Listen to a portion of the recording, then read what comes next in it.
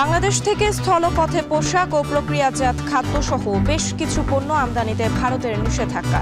বিভিন্ন স্থল বন্দরে আটকে আছে পণ্যবাহী ট্রাক। অনুমোদন হতে পারে নতুন অর্থ বছরের 2,30,000 কোটি টাকার এডিবি। পরিবহন, যোগাযোগ, জ্বালানি সহ 5 খাতে সর্বোচ্চ বরাদ্দ।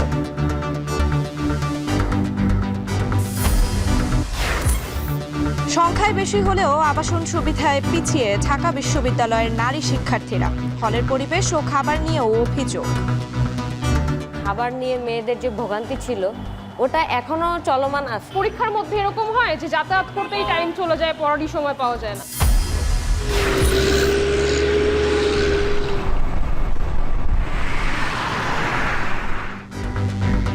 একাধিক টর্নেডোর আঘাতে যুক্তরাষ্ট্রের 3 অঙ্গরাজ্যে প্রাণহানি 27। তীব্র ঝড় ও টানা বৃষ্টিতে বন্যা আর্জেন্টিনায়। সয়াবিন রপ্তানিতে শঙ্কা।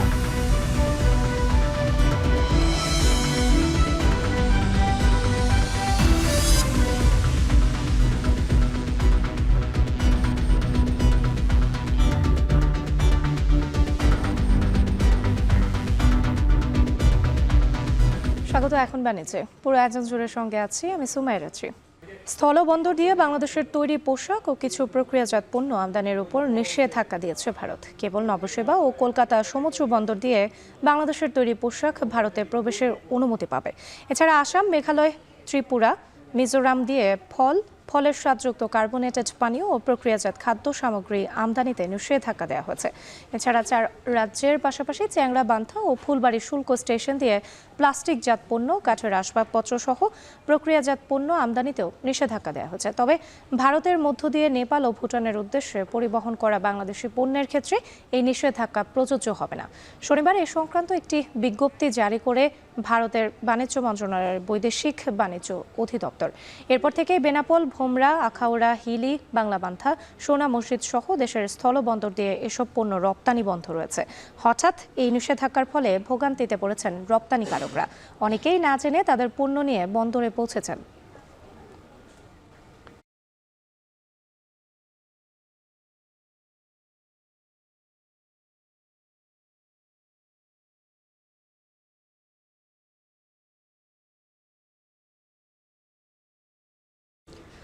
স্থলবন্দর দিয়ে বাংলাদেশের তৈরি পোশাক ও কিছু প্রক্রিয়াজাত পণ্য আমদানির উপর নিষেধাজ্ঞা দিয়েছে ভারত, যার প্রভাব পড়েছে দেশের স্থলবন্দরগুলোয়।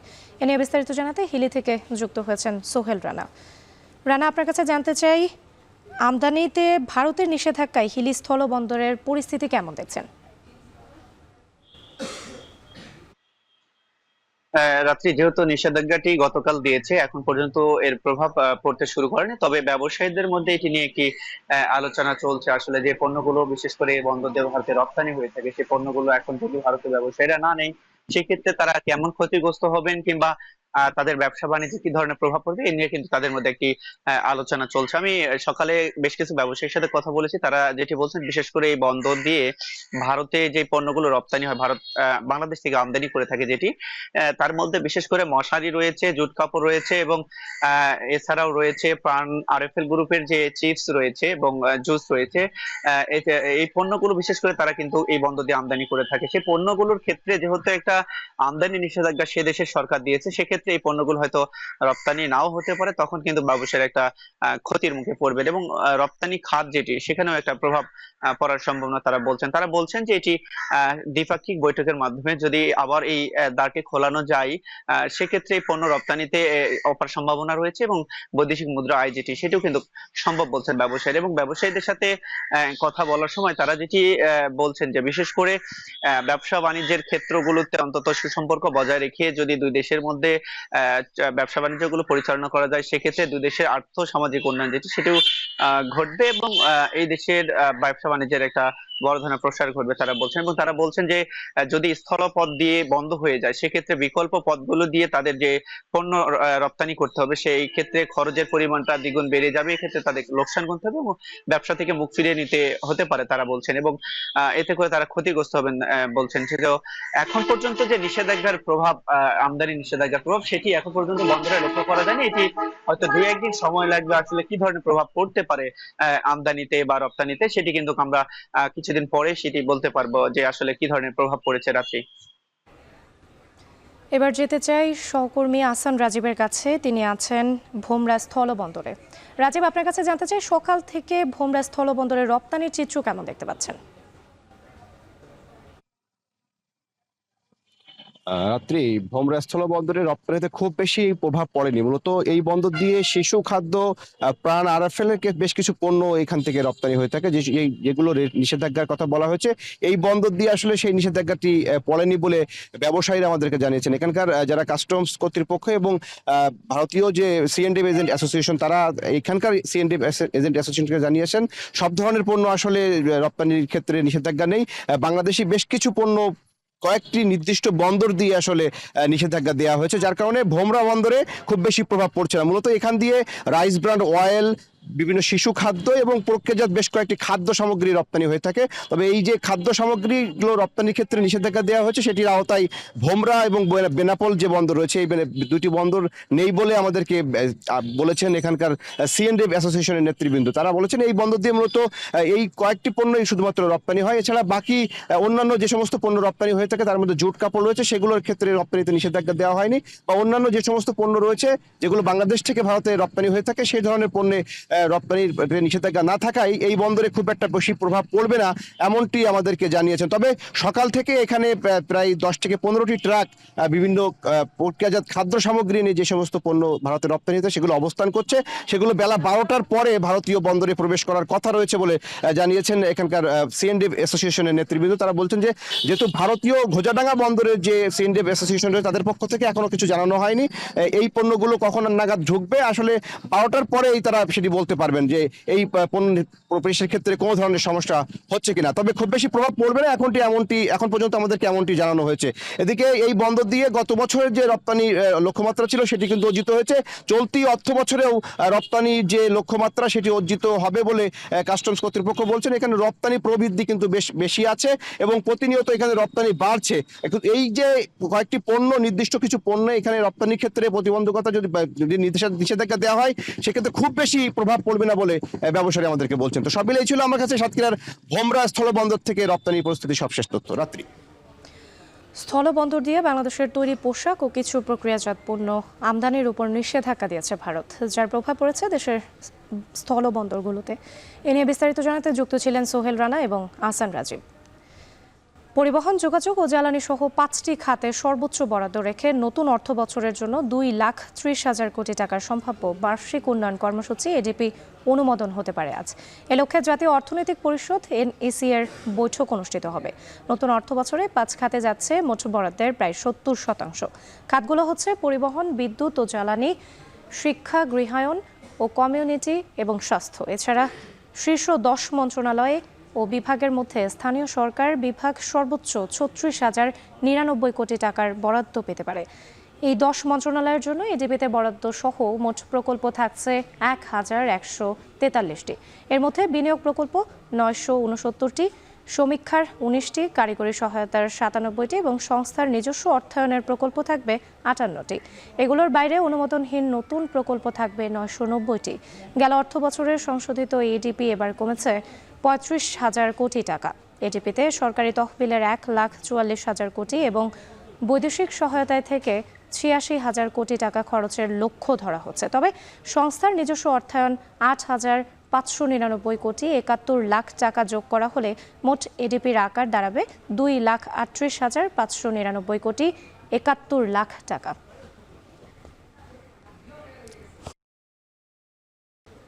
ইশরাক হোসেনকে ঢাকা দক্ষিণ সিটি কর্পোরেশনের মেয়র দায়িত্ব বুঝিয়ে দেওয়ার দাবিতে ঢাকা মহানগরের সাধারণ ভোটারদের ধারাবাহিক কর্মসূচির অংশ হিসেবে নগর ভবনের সামনে দিনব্যাপী অবস্থান কর্মসূচির আয়োজন করা হয়েছে। সেখানে আছেন সিউল আহমেদ, যুক্ত হচ্ছে তার সঙ্গে। সিউল, কর্মসূচি থেকে আজ কি দাবি জানানো হচ্ছে?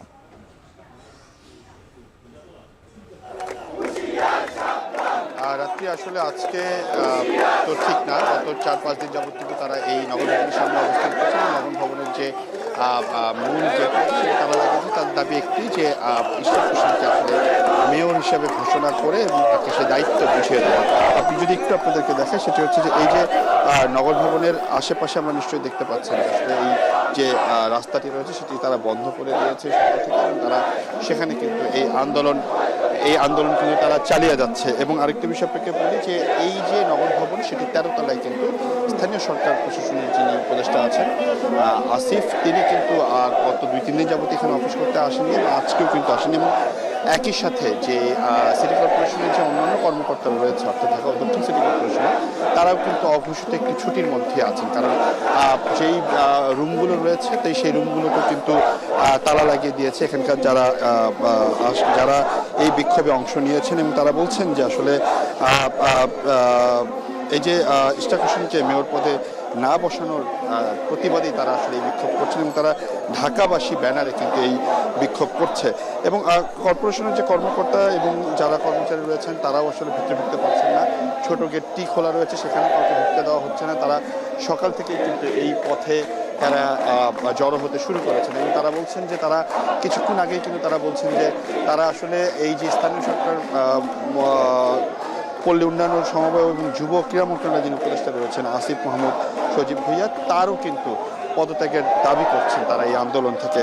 এবং তারা বলছেন যে আসলে যেই হাইকোর্ট থেকে যে রায় হয়েছে কিংবা নির্বাচন কমিশন থেকে যেই চিঠি এসেছিল যে সেখানে ইশরাক হোসেনকে যে মেয়র যেই ইলেকশন হয়েছিল মেয়র নির্বাচন, সেখানে কিন্তু তাকে তার যে আপিল করা হয়েছিল সেখানে কিন্তু তারা বলেছেন যে সেই দায়িত্ব ইশরাকের শপথ গ্রহণের যে ব্যবস্থা সেটি এখনো পর্যন্ত কেন নেওয়া হচ্ছে না, এবং সেটি অনতিবিলম্বে না দেওয়া পর্যন্ত তারা কিন্তু এই যে তাদের আন্দোলন সেটি অব্যাহত রাখবে। এবং যার ফলে কিন্তু আমরা দেখছি যে এই নগর ভবন ছাড়াও যে এই নগর ভবনের সংস্থার যে আঞ্চলিক অফিস রয়েছে 10টি, সেই আঞ্চলিক অফিসগুলোতে কিন্তু আমরা শুনেছি যে তারা আসলে সেখানে তাদের লোকজন রয়েছেন, তারা সেখানেও কিন্তু কাউকে প্রবেশ করতে দিচ্ছেন না।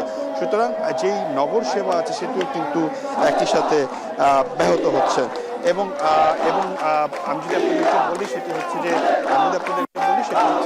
তাদের এই আন্দোলন আজকে তারা 5টা পর্যন্ত রেখেছেন, এবং এই 5টা পর্যন্ত তারা বলছেন যে তারা আজকেও থাকবেন সকাল 9টা থেকে বিকাল 5টা পর্যন্ত তাদের এই আন্দোলন আজকেও অব্যাহত থাকবে তারা বলছেন। এবং তারা একই সাথে যে উপদেষ্টা আছেন তারও কিন্তু পদত্যাগের দাবি করছেন, সেই পদত্যাগ না দেওয়া পর্যন্ত তাদের আন্দোলন থাকবে বলে তারা জানিয়েছেন। এই ছিল আমাদের সর্বোচ্চ, সারাদিন আমরা থাকবো, হয়তো আপনাদেরকে পরবর্তী সময়ে আমরা আবারও জানাতে পারবো। এই ছিল আমাদের সর্বশেষ। ইশরাক হোসেনকে ঢাকা দক্ষিণ সিটি কর্পোরেশনের মেয়র দায়িত্ব বুঝিয়ে দেওয়ার দাবিতে ঢাকা মহানগরের সাধারণ ভোটারদের ধারাবাহিক কর্মসূচির খবর জানাচ্ছিলেন সহকর্মী সিউল আহমেদ। ঢাকা বিশ্ববিদ্যালয়ে নারী শিক্ষার্থীদের সংখ্যা বেশি হলেও তাদের জন্য আবাসন সুযোগ অপ্রতুল। বর্তমান হলগুলোর খাবার ও পরিবেশ নিয়ে শিক্ষার্থীদের রয়েছে অসন্তোষ ও স্বাস্থ্য ঝুঁকির অভিযোগ। অনাবাসিক শিক্ষার্থীরা পড়ছেন বাড়তি সমস্যায়। কর্তৃপক্ষ বলছে নতুন হল নির্মাণের উদ্যোগ চলছে। এদিকে শিক্ষার্থীদের প্রত্যাশা নিরাপদ, মানসম্মত ও শিক্ষার্থী বান্ধব আবাসন নিশ্চিত হোক। আর জানাচ্ছেন তাজফিহা উখরোজ। জুলাই আগস্টের ছাত্র আন্দোলনে নতুন মাত্রা যোগ করতে বড় ভূমিকা পালন করেছিল ঢাকা বিশ্ববিদ্যালয়ের রোকেয়া হলের শিক্ষার্থীরা। আন্দোলনের এত মাস পেরিয়ে যাওয়ার পর চারিদিকে যখন সংস্কারের ছড়াছড়ি, তখন ঠিক কী অবস্থায় আছে ঢাবির নারী শিক্ষার্থীদের এই হলগুলো? ঢাকা বিশ্ববিদ্যালয়ের প্রায় 52% শিক্ষার্থী নারী, অথচ তাদের জন্য নির্ধারিত মাত্র 5টি আবাসিক হল, যা প্রয়োজনের তুলনায় একেবারেই অপর্যাপ্ত।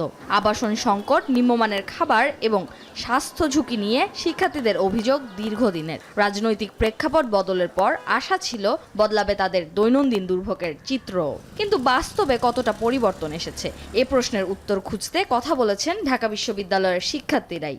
5 আগস্টের পরে আমরা যে বিশেষ করে যে সমস্যাটা ফেস করছি সেটা হচ্ছে আমাদের ফিমেল ডরমিটরিগুলোতে আবাসনের যে সংকট। এত ছোট ছোট হলগুলোর মধ্যে এত বেশি সংখ্যক স্টুডেন্টকে আসলে জায়গা দেওয়া সম্ভব না। সেই কারণে আমাদের হল প্রশাসনের পক্ষ থেকে অনেক সময় আমি দেখেছি তারা চেষ্টাও করেছে, কিন্তু আসলে আবাসন ব্যবস্থাটা সমাধান করা তাদের পক্ষে ওভাবে সম্ভব হচ্ছে না। এই খাবারের দৃশ্য ঢাকা বিশ্ববিদ্যালয়ের শামসুন নাহার হলের। ভাত, একটি ছোট মাছের টুকরা আর পাতলা ডাল, যার দাম ও মানের সামঞ্জস্য নেই মোটেও।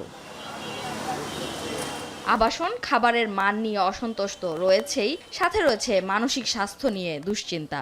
আপনি যে সংস্কারের কথা বলছেন, সেই সংস্কারের আগেও আমি হলে অবস্থান করতাম, এবং সেই সময়ে আবাসন এবং খাবার নিয়ে মেয়েদের যে ভোগান্তি ছিল ওটা এখনো চলমান আছে। যখন কোনো মেয়ে অসুস্থ হয়ে পড়তো, ওইটার কারণে আমরা পর্যাপ্ত হয়তো অ্যাম্বুলেন্স সেবাটা ওইভাবে পাইতাম না। প্রশাসনের কাছে আমরা কথা বলেছি বারবার, এবং ওনারা আমাদেরকে আশ্বাস দিয়েছেন যে হবে, কিন্তু শেষমেশ আসলে কিছুই হয়নি। অন্যদিকে অনাবাসিক শিক্ষার্থীদের অভিযোগ হলে প্রবেশ করতে না পারায় পড়তে হয় নানা বিড়ম্বনায়। অনাবাসিক শিক্ষার্থী হিসেবে আমার জন্য আসলেও একটু কষ্ট যে ডেইলি এত দূর থেকে এসে ক্লাস করা, আবার পরীক্ষার মধ্যে এরকম হয় যে যাতায়াত করতেই টাইম চলে যায়, পড়ারই সময় পাওয়া যায় না। এ বিষয়ে হল কর্তৃপক্ষের দাবি, নতুন হল নির্মাণের মাধ্যমে শিগগিরই কমে আসবে আবাসন সংকট। নারী শিক্ষার্থীদের সমস্যা সমাধানে কাজ চলছে বলেও জানালেন তারা। টাকা অনুমোদন হয়েছে, মেয়েদের কিন্তু হল হচ্ছে, কয়েকটা জায়গাও দেওয়া হয়েছে। এখন আশা করছি যদি হল হয়ে যায় এবং সেটি 1500 মেয়ের ক্যাপাসিটি ধরে সেই হলটি হয়ে গেলে মেয়েদের যে বর্তমানে যে সমস্যা, এই সমস্যা কিছুটা কমে যাবে। যারা চলতেই পারছে না, মাসে 3000 করে টাকা দেওয়া হবে। সেই আমার হল থেকে সর্বোচ্চ 284 জনের লিস্ট আমরা পাঠিয়ে সেটা অ্যাপ্রুভ করেছেন। শিক্ষার্থীদের আশা খুব শিগগিরই গড়ে উঠবে আরও শিক্ষার্থী বান্ধব হল। তাদের প্রত্যাশা আবাসন সংকট দূর হোক, নিশ্চিত হোক নিরাপত্তা ও মানসম্মত পরিবেশ। তাজফিহা উখরোজ, এখন, ঢাকা। জাতীয় ঐকমত্য কমিশনের সঙ্গে দ্বিতীয় দফায় বৈঠকের কথা রয়েছে জামায়াতে ইসলামের প্রতিনিধি দলের। জাতীয় সংসদ ভবনের এলটি হলের সামনে থেকে যুক্ত হয়েছেন গালিব ইবনে রিয়াজ। গালিব, দ্বিতীয় দফা বৈঠকে অংশ নিতে জামায়াতের প্রতিনিধিরা এই মুহূর্তে এসেছেন কিনা এবং আজ কি কি বিষয় নিয়ে আলাপ হবে? রাত্রে ইতিমধ্যেই কিন্তু জামাতের শীর্ষস্থানীয় নেতৃবৃন্দ যারা গত প্রথম দফায় যারা ঐকমত্য কমিশনের সাথে বৈঠক করেছিলেন তারা ইতিমধ্যে পৌঁছে গেছেন এলডি হলে। 10:30টার দিকে এই বৈঠক শুরু হওয়ার কথা রয়েছে। আর আজকে যে বিষয়গুলো নিয়ে আলোচনা হতে পারে এর মধ্যে প্রাধান্য পেতে পারে নির্বাচন কমিশনের সংস্কার সহ অন্যান্য যে বিষয়গুলো আছে। বিশেষ করে প্রথম দফায় যখন এপ্রিলের শুরুর দিকে জামাতের শীর্ষ নেতৃবৃন্দ ঐকমত্য কমিশনের সাথে বৈঠকে প্রথম দফায় বসে, তখন কিন্তু সংবিধান সংস্কার নিয়েই বেশি আলোচনা হয়। যে 5টি সংস্কার কমিশনের সুপারিশের 166টি সুপারিশ নিয়ে জাতীয় ঐকমত্য কমিশন রাজনৈতিক দলগুলোর সাথে আলোচনা করছে। তার মধ্যে প্রথম দফায় প্রাধান্য পায় হচ্ছে সংবিধান সংস্কারে, এবং সেখানে 3টি বিষয়ে জামাত সুপারিশগুলোর সাথে একমত পোষণ করেছে। শুধুমাত্র সংসদের উচ্চ এবং নিম্ন কক্ষ, আলাদা দুটি কক্ষ তো হবে, এবং সেই সাথে জামাতের আলাদা করে একটি সুপারিশ ছিল, সেটি হচ্ছে যে সেখানে দুটি জায়গায় যেন যেভাবে যেন প্রতিনিধি নিয়োগ হয় এবং সেটি যেন হয়ে থাকে এর মাধ্যমে। এবং এরপরে যেটি ছিল হচ্ছে সেটি হচ্ছে যে 2 দফায় কেউ পরপর 2বার প্রধানমন্ত্রী হতে পারবেন না, সেই বিষয়ে জামাতের একমত হয়। এবং এছাড়াও এনসিপি গঠনেও জামাতের এই সুপারিশ যেটি সংস্কার কমিশন যেটি দিয়েছে তার সঙ্গে জামাতের শীর্ষ নেতৃবৃন্দ একমত পোষণ করে। অর্থাৎ সংবিধান সংস্কারের মোটা দাগে বড় যে বিষয়গুলো রয়েছিল সেগুলোতে প্রত্যেকটিতেই জামাত একমত পোষণ করেছে, যেগুলোর 3টিতেই বাংলাদেশের অন্যতম বৃহৎ দল বিএনপি ঐকমত পোষণ করেনি, তারা ভিন্ন মত পোষণ করেছে। আজকে যতটুকু ধারণা করা হচ্ছে যে সংবিধান সংস্কারের বিষয় নিয়ে যেহেতু প্রথম দফায় কথা হয়েছে, বাকি যে বিষয়গুলো রয়েছে দুর্নীতি দমন কমিশন এবং নির্বাচন ব্যবস্থা এবং সেই সাথে জনপ্রশাসন, এই যেই সুপারিশগুলো রয়েছে এই সুপারিশের বিষয়গুলো নিয়ে হয়তো আজকে আলোচনা হতে পারে। তো রাত্রি এই ছিল আমার কাছ থেকে, এখান থেকে সর্বশেষ। জাতীয় ঐকমত্য কমিশনের সঙ্গে দ্বিতীয় দফার বৈঠক চলছে জামায়াতে ইসলামের প্রতিনিধি দলের। এ নিয়ে বিস্তারিত জানাতে যুক্ত ছিলেন গালিব ইবনে রিয়াজ। চট্টগ্রামে এনবিআর কর্মকর্তাদের কর্মবিরতির কারণে বন্ধ আছে রাজস্ব আদায়, ফলে বন্দরের কার্যক্রমে দেখা দিয়েছে স্থবিরতা। এ নিয়ে আরও জানাতে চট্টগ্রাম বন্দর থেকে যুক্ত হয়েছেন হাজেরা শিউলি। বন্দর কর্মকর্তাদের কর্মবিরতি কত সময় ধরে চলবে এবং তাদের সঙ্গে আপনার কথা হয়েছে কিনা, তাদের দাবি দাওয়াগুলো কি? রাত্রি কর্মবিরতি পালন করছেন কাস্টমস হাউজের কর্মকর্তারা, তবে এর বিরূপ প্রভাব পড়েছে চট্টগ্রাম বন্দরে। এবং এই মুহূর্তে আসলে এই যে কাস্টমসের কর্মকর্তাদের যে কর্মবিরতি, সেই কর্মসূচির কারণে এই যে পুরো হলরুম যেখানে আসলে প্রতিদিনই সিএনএফ এজেন্টরা আসেন এবং প্রত্যেকটাই যে টেবিলগুলো আপনারা দেখছেন সবগুলো কিন্তু খালি, এবং এখানে কোনো কর্মকর্তা বা রাজস্ব কর্মকর্তারা বর্তমানে উপস্থিত নেই। এবং কেন্দ্রীয় কর্মসূচির অংশ হিসেবে বিকেল 3টা পর্যন্ত তাদের এই কর্মসূচি চলার কথা। এবং প্রতিদিন চট্টগ্রাম কাস্টমস হাউজে প্রায় 7 থেকে 7,500 আমদানি এবং রফতানি সংক্রান্ত বিল অফ এন্ট্রি বা চালান জমা পড়ে, এবং এই বিল অফ এন্ট্রি জমা পড়ার পরে কিন্তু সেই শুল্কায়ন বা ডিউটি সংক্রান্ত যে কার্যক্রমগুলো আছে সেগুলো শেষেই আমদানিকারকরা তাদের পণ্য ডেলিভারি নিয়ে থাকেন এবং রফতানিকারকরা পণ্য রফতানির যে প্রসেস সেগুলো শেষ করার পরে পণ্য জাহাজীকরণ করা হয়। যেহেতু এখানে কোনো কর্মকর্তা উপস্থিত নেই এবং প্রতিদিনই বিকেল 3টা পর্যন্ত এই কর্মসূচি চলছে এবং আজকে টানা 5 দিন ধরে এই কর্মসূচির কারণে কিন্তু বলা যায় আমদানি রফতানি সংক্রান্ত কার্যক্রমে এক ধরনের স্থবিরতা বিরাজ করছে এবং বিকেল 3টার পর কিছু কাজ চললেও সেটি খুবই সীমিত পরিমাণে এবং এর ফলে কিন্তু আমদানি বন্দরে কন্টেনার জট হচ্ছে এবং আমদানিকারকদের কিন্তু 4 দিন যে ফ্রি টাইম বন্দরে পণ্য রাখার জন্য জাহাজ থেকে পণ্য নামার পর এরপরে কিন্তু আমদানিকারকদেরকে পেনাল্টি বা জরিমানা গুনতে হয় এবং তার পরিমাণ কিন্তু প্রায় 4 গুণ বর্তমানে, যেটি বন্দর কর্তৃপক্ষ গত প্রায় 2 মাস ধরে এই প্যানাল রেন্ট জারি করে রেখেছে। এর ফলে কিন্তু বলা যায় আমদানিকারকদের ক্ষতির পরিমাণ কিন্তু অনেক বেশি। এর পাশাপাশি শিপিং এজেন্ট এবং যেসব জাহাজ বন্দরে এসে ভিড়ছে সেগুলো কিন্তু আমদানি পণ্য খালাসের পরই আবার রফতানি পণ্য বোঝাই করে বিভিন্ন গন্তব্যে চলে যায়। যেহেতু আমদানি রফতানির কার্যক্রম স্থবিরতা, তাই জাহাজগুলোতেও কিন্তু তাদের অলরেডি বসে থাকতে হচ্ছে এবং অনেক ক্ষেত্রে কিন্তু জাহাজগুলোকে তাদের যে নির্ধারিত পরিমাণ পণ্য বা জাহাজের যে ধারণ ক্ষমতা তার চেয়ে কম পণ্য নিয়ে তাদের গন্তব্যে রওনা হতে হচ্ছে এবং এই সিএনএফ এজেন্টরা বলছে কিন্তু এখানে কিন্তু সব পক্ষই ব্যাপকভাবে ক্ষতিগ্রস্ত হচ্ছে এবং এর একটি দ্রুত সমাধান হওয়া দরকার। তো এই ছিল আমার কাছে এখনকার মতো চট্টগ্রাম কাস্টমস হাউস থেকে কাস্টমস কর্মকর্তাদের কর্মবিরতির সবশেষ।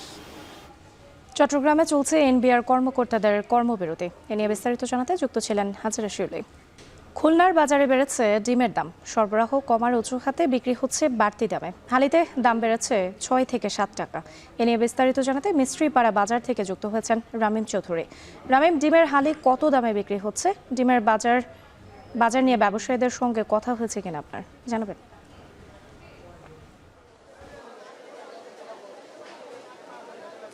রাত্রি আজকে আমরা যে বাজারটিতে রয়েছে এটি একটি খুচরা বাজার এবং এখানের ব্যবসায়ীরা যেটি বলছেন যে মূলত গত 1 সপ্তাহ ধরে কিন্তু ডিমের বাজার বেশ ঊর্ধ্বমুখী রয়েছে। আজকেও কিন্তু সে একই রকম অবস্থা। আজকে প্রতি পিস ডিমে প্রায় 1 থেকে 1.5 টাকা পর্যন্ত বেড়েছে বলে এখানকার ব্যবসায়ীরা আমাদেরকে জানিয়েছেন। এখানকার খুচরা ব্যবসায়ীরা যেটি বলছেন যে মূলত তারা যেসব জায়গা থেকে ডিম কিনে আনছেন সেই সব জায়গা থেকে কিন্তু ডিমের দাম বাড়িয়ে দেওয়া হয়েছে। মূলত তারা যেটি বলছেন যে এখানে গত সপ্তাহে কিন্তু ডিম যে দামে বিক্রি করেছেন এখানে কিন্তু প্রতি হালি ডিম আজকে প্রায় 6 থেকে 7 টাকা পর্যন্ত বেশি দামে কিন্তু বিক্রি করা হচ্ছে। মূলত তারা যেসব জায়গা থেকে কিনছেন সেই কেনার জায়গাগুলোতে কিন্তু প্রায় প্রতি পিস ডিমে 1 থেকে 1.5 টাকা পর্যন্ত বেশি দিয়ে কিনতে হচ্ছে বলে এখানকার ব্যবসায়ীরা আমাদেরকে জানিয়েছেন। এর আগে কিন্তু তারা প্রায় 50 পয়সা থেকে 1 টাকা পর্যন্ত এর আগেও কিন্তু বেড়েছিল প্রতি হালিতে। তারপরে কিন্তু আস্তে আস্তে প্রতি পিসে সেই দাম বৃদ্ধি পেয়েছে বলে এখানকার ব্যবসায়ীরা জানিয়েছেন। তারা যেটি বলছেন যে মূলত কিন্তু যে খামারগুলো থেকে মূলত ডিম উৎপাদন করা হয়, মুরগির যে ফার্মগুলো রয়েছে সেই জায়গাগুলোতে কিন্তু ডিমের দাম বাড়িয়ে দেওয়া হয়েছে। তারা যেটি বলছেন যে মূলত যারা বাড়াচ্ছেন ডিমের দাম তারা কিন্তু বলছেন যে উৎপাদন কম হচ্ছে, ডিমের সরবরাহ কম বাজারে, সেই কারণে কিন্তু দাম কিছুটা বেড়েছে। তবে আরও কিছু ব্যবসায়ীরা রয়েছেন তারা যেটি বলছেন যে মূলত কিন্তু সিন্ডিকেটের একটি সমস্যা রয়েছে। এখানে অনেকেই কিন্তু ডিম মজুত করে এবং ফ্রিজার করে রেখে বাজারে সেটি বিক্রি করে এবং সেসব কারণে কিন্তু দাম অনেকটাই বাড়তে পারে। এখানে ব্যবসায়ীরা বলছেন যে আগামী 3 থেকে 4 দিন পরে কিন্তু ডিমের দাম আরও বাড়তে পারে, কারণ যেহেতু ডিমের যে সরবরাহকারীরা রয়েছেন তারা বলছেন যে ডিমের সংকট রয়েছে এবং এই সংকটকে ঘিরে কিন্তু দাম আরও ঊর্ধ্বমুখী হতে পারে বলে বলছেন এখানকার ব্যবসায়ীরা। সব মিলিয়ে বললে চলে ডিমের বাজার কিন্তু এখন বেশ ঊর্ধ্বমুখী রয়েছে। রাত্রি খুলনার ডিমের বাজার থেকে যুক্ত ছিলেন রামিম চৌধুরী। বজ্রপাতে আশঙ্কাজনকভাবে বাড়ছে মৃত্যুর সংখ্যা। গত সোমবার একই দিনে প্রাণ গেল অন্তত 19 জনের। তথ্য বলছে গেল 1 বছরে বজ্রপাতে প্রাণহানি ঘটেছে 260 জনের। নিহতদের মধ্যে বেশিরভাগই খোলা মাঠে কাজ করা কৃষক। বজ্রপাতে প্রাণহানি কমাতে জনসচেতনতার পাশাপাশি বজ্র নিরোধক দণ্ড স্থাপন করা জরুরি বলে মনে করছেন বিশেষজ্ঞরা। খালেদ সাইফুল্লাহর প্রতিবেদন, আর ক্যামেরায় ছিলেন বাসির আহমেদ।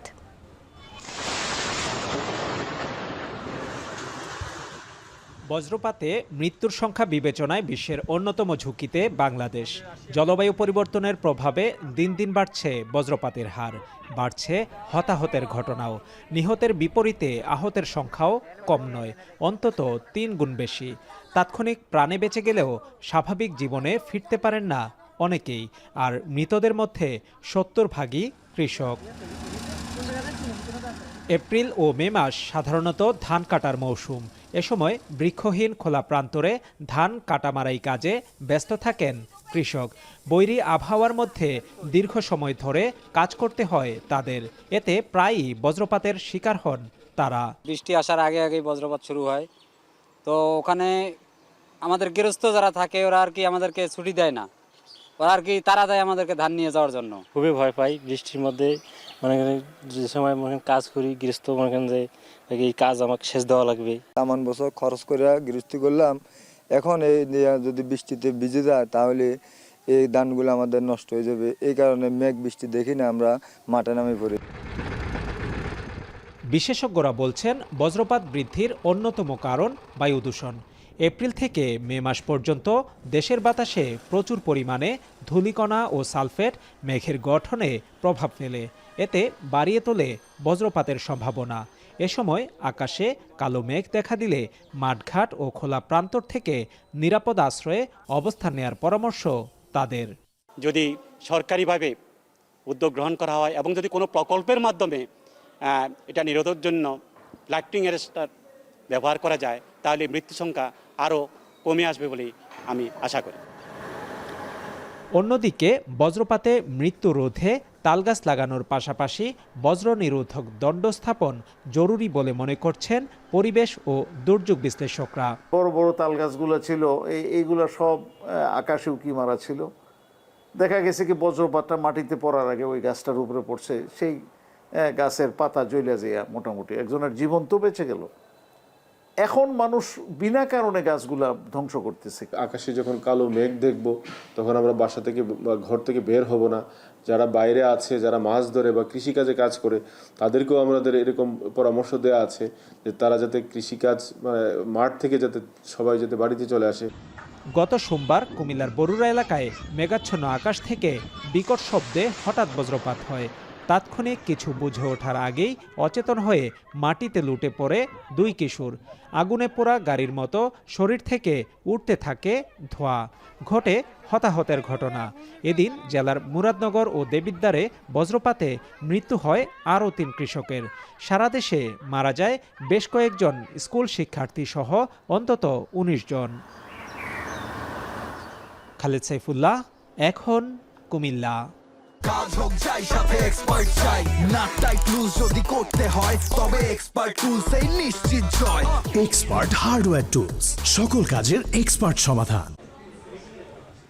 প্রলয়ঙ্করী টর্নেডোর আঘাতে যুক্তরাষ্ট্রের 3 অঙ্গরাজ্যে প্রাণহানির সংখ্যা বেড়ে দাঁড়িয়েছে 27। মিশিগান ও টেনেসিতে বৈদ্যুতিক খুঁটি ও গাছ ভেঙে পড়ায় বিদ্যুৎ বিচ্ছিন্ন অবস্থায় দিন পার করছেন 4 লাখেরও বেশি গ্রাহক। ক্ষতিগ্রস্ত বসত বাড়ির সংখ্যা 500 ছাড়িয়েছে। মার্কিন আবহাওয়া দপ্তরের আশঙ্কা মারাত্মক টর্নেডোর ঝুঁকিতে আছে ইলিনয় ও টেক্সাস। এদিকে তীব্র ঝড় ও টানা বৃষ্টিতে মারাত্মক বন্যার কবলে পড়েছে দক্ষিণ আমেরিকার দেশ আর্জেন্টিনা। বৈরী আবহাওয়ার কারণে সয়াবিন রপ্তানিতে ভাটা পড়ার আশঙ্কা। সতীর্থ কর্মকার জানাচ্ছেন বাকিটা। নড়ে গেছে বসতবাড়ির ভিত, ভেঙে পড়েছে ছাদ, রাস্তায় পড়ে আছে মাটি থেকে উপড়ে যাওয়া গাছ। এক রাতের ব্যবধানে কংক্রিটের ধ্বংসস্তূপে পরিণত হয়েছে যুক্তরাষ্ট্রের 2 অঙ্গরাজ্য কেন্টাকি ও মিজৌরির গুরুত্বপূর্ণ শহর। ক্ষতিগ্রস্ত হয়েছে 500-র বেশি ভবন। পরিস্থিতি এতটাই অপ্রত্যাশিত যে এখনও ক্ষয়ক্ষতির পূর্ণাঙ্গ হিসাব করে উঠতে পারেনি স্থানীয় প্রশাসন। ক্ষতিগ্রস্ত এলাকায় ধসে পড়া ভবনের নিচে আটকে পড়া বাসিন্দাদের উদ্ধারে চলছে অভিযান। বিবিসি জানায় মিজৌরি ও কেন্টাকিতে ঝড়ের তাণ্ডবে শনিবার বিকেল থেকে বিদ্যুৎবিহীন অবস্থায় আছে প্রায় 1.5 লাখ স্থাপনা। ভবন ধস ও গাছ উপড়ে গেল 2 দিনে আহত হয়েছেন প্রায় 150 মানুষ। মার্কিন আবহাওয়া দপ্তরের পূর্বাভাস, কেন্টাকির পর টর্নেডোর আঘাতের ঝুঁকিতে আছে ইলিনয়। সতর্ক থাকতে বলা হয়েছে টেক্সাসের বাসিন্দাদেরও। স্থানীয় সময় শনিবার ভোরে আঘাত হানা টর্নেডোর প্রকোপ সবচেয়ে বেশি ছিল কেন্টাকির দক্ষিণ পূর্ব লরেল কাউন্টি ও মিজৌরির ঐতিহাসিক সেন্ট লুইস শহরে। সংখ্যার বিচারে হতাহতদের মধ্যে 98% এই দুই অঞ্চলের বাসিন্দা। এরপরেই ক্ষতিগ্রস্ত অঞ্চলের তালিকায় আছে ইলিনয়ের ম্যারিয়ন সহ আরও কয়েকটি অঞ্চল।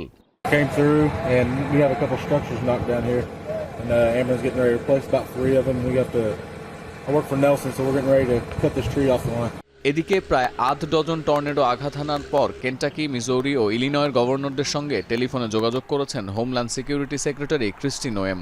ক্ষয়ক্ষতি মোকাবেলার জন্য দিয়েছেন ফেডারেল সহায়তার আশ্বাস। অন্যদিকে তীব্র ঝড় আর বৃষ্টির কারণে মারাত্মক বন্যার কবলে পড়েছে দক্ষিণ আমেরিকার দেশ আর্জেন্টিনা।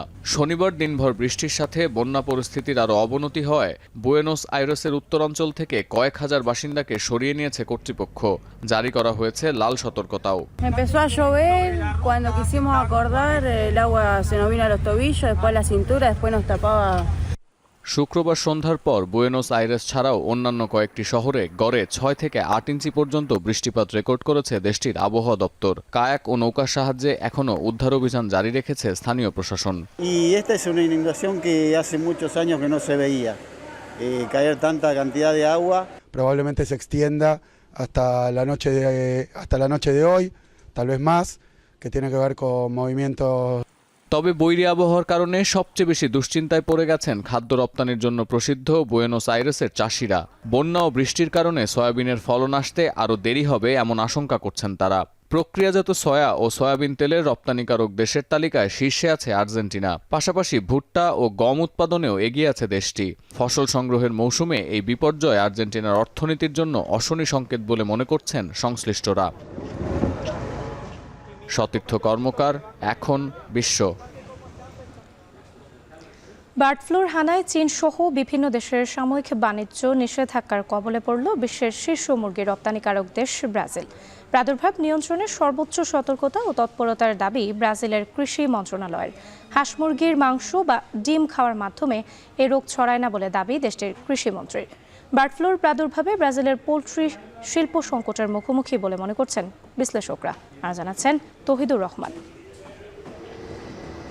পোলট্রি খামারের পাশেই মাটি খনন করে গর্তে রাখা হচ্ছে ডিমের ট্রে সহ মুরগি লালন পালনকারী সরঞ্জাম। আগুনে পুড়িয়ে দেয়া হচ্ছে মাটি চাপা।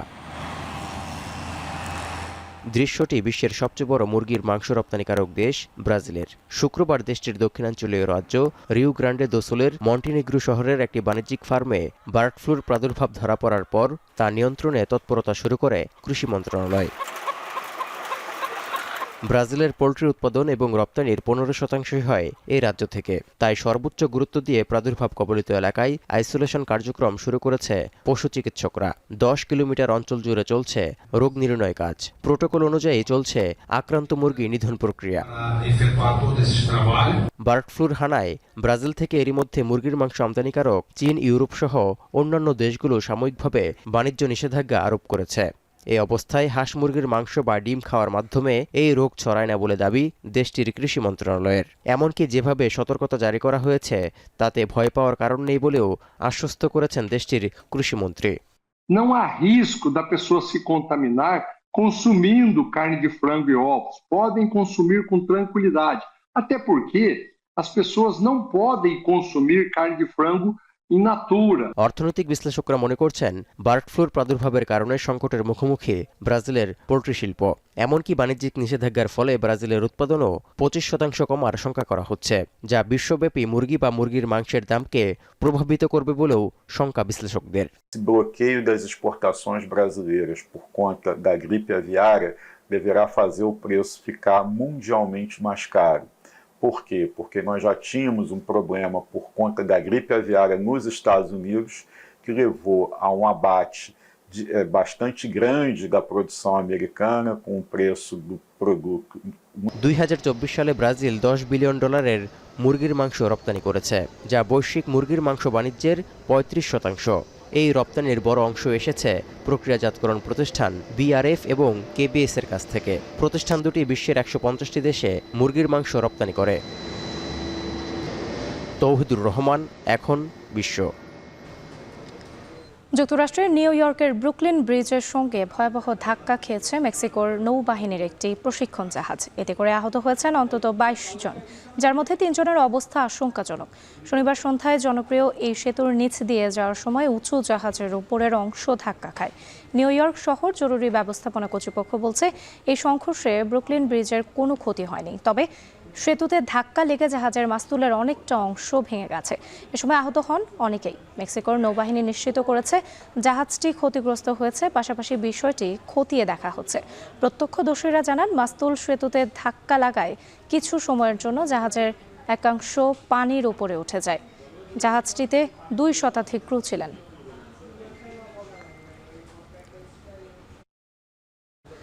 গাজা উপত্যকায় নতুন করে বড় পরিসরে আগ্রাসন শুরু করেছে ইসরায়েলি প্রতিরক্ষা বাহিনী। আগ্রাসনের নিরাপদ অঞ্চল হিসেবে পরিচিত আল মাওয়াসিতেই 36 জনের প্রাণ গেছে। ইসরায়েলের বোমা হামলায় শুধু দিনের বেলাতেই নিহত হয়েছেন 78 জন। শনিবার থেকে অপারেশন গিডিয়ন্স চ্যারিয়ট শুরু করে ইসরায়েলি প্রতিরক্ষা বাহিনী। এরপর 24 ঘন্টায় অন্তত 150 ফিলিস্তিনির প্রাণ গেছে। বৃহস্পতিবার থেকে এখন পর্যন্ত হত্যা করা হয়েছে অন্তত 300 ফিলিস্তিনিকে। 48 ঘন্টায় বাস্তুচ্যুত হয়ে গেছে 3 লাখ মানুষ। হামাস নির্মূলের নামে ইসরায়েল ফিলিস্তিনিদের শেষ করতে উঠেছে এমন অভিযোগও। এমন অবস্থায় শনিবার আলোচনার পর নতুন যুদ্ধবিরতির প্রস্তাব দিয়েছে হামাস। এতে বন্দীদের মুক্ত করার প্রস্তাবও রয়েছে। গাজায় নতুন করে সামরিক অভিযান শুরুর কয়েক ঘন্টা পরেই শুরু হয় এই যুদ্ধবিরতি আলোচনা।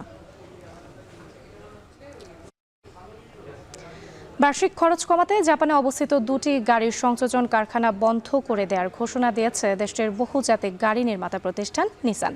চলতি বছর শেষ প্রান্তিকে মোট জনবলের 15% কমানোর পরিকল্পনা আছে জাপানের 3য় বৃহত্তম গাড়ি নির্মাতা এই প্রতিষ্ঠানটির। এছাড়া আগামী কয়েকদিনের মধ্যে মেক্সিকোর একটি কারখানা বন্ধের ঘোষণা আসতে পারে। জাপান, মেক্সিকো ছাড়াও বিশ্বের আরও কয়েকটি দেশে অবস্থিত কারখানা থেকে উৎপাদন বন্ধ করে দেওয়ার সিদ্ধান্ত নিয়েছে নিসান।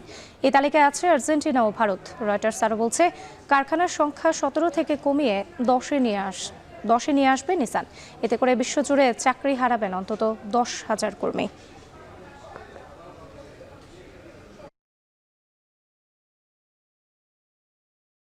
এবারে খেলার খবর। আরও একবার দক্ষিণ এশিয়ার ফুটবলের শ্রেষ্ঠত্বের মুকুট পরার সুযোগ বাংলাদেশের সামনে। অনূর্ধ্ব-19 সাফ চ্যাম্পিয়নশিপের ফাইনালে সন্ধ্যায় ভারতের মুখোমুখি হবে লাল সবুজের প্রতিনিধিরা। শিরোপা ধরে রাখতে আত্মবিশ্বাসী বাংলাদেশের যুবারা। ভারতের অরুণাচলে ম্যাচ শুরু হবে বাংলাদেশ সময় সন্ধ্যা 7:30টায়। আর জানাচ্ছেন নোমান আব্দুল্লাহ। নারী দল কিংবা বয়সভিত্তিক ফুটবলে দক্ষিণ এশিয়ায় দীর্ঘদিন ধরেই দাপট বাংলাদেশের। আরও একবার চ্যাম্পিয়নের মুকুট পরার সুযোগ লাল সবুজের প্রতিনিধিদের।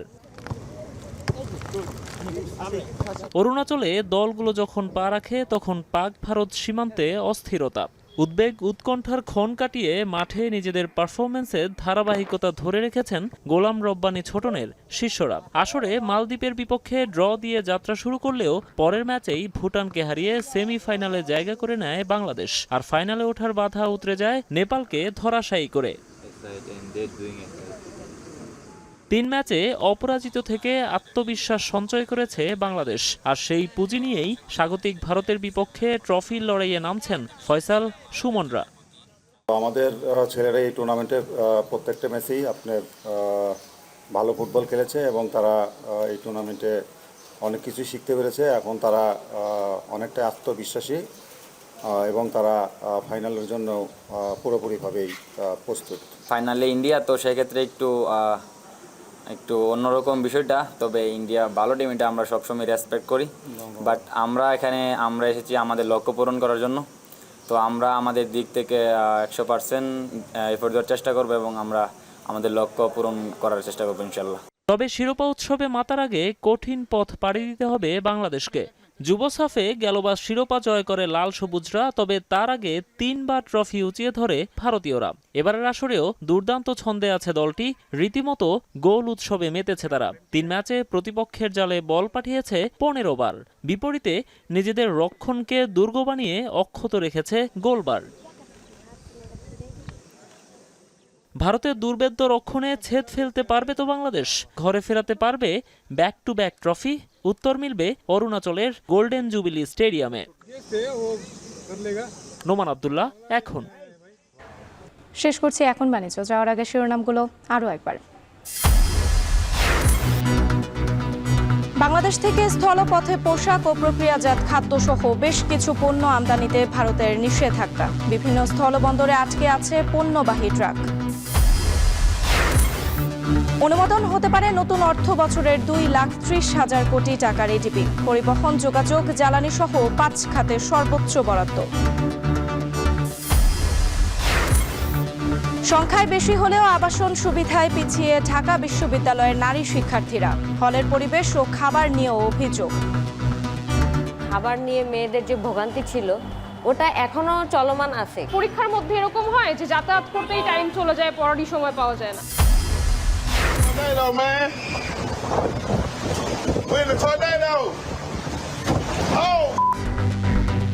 এবং একাধিক টর্নেডোর আঘাতে যুক্তরাষ্ট্রের 3 অঙ্গরাজ্যে প্রাণহানি 27। তীব্র ঝড় ও টানা বৃষ্টিতে বন্যার কবলে আর্জেন্টিনা।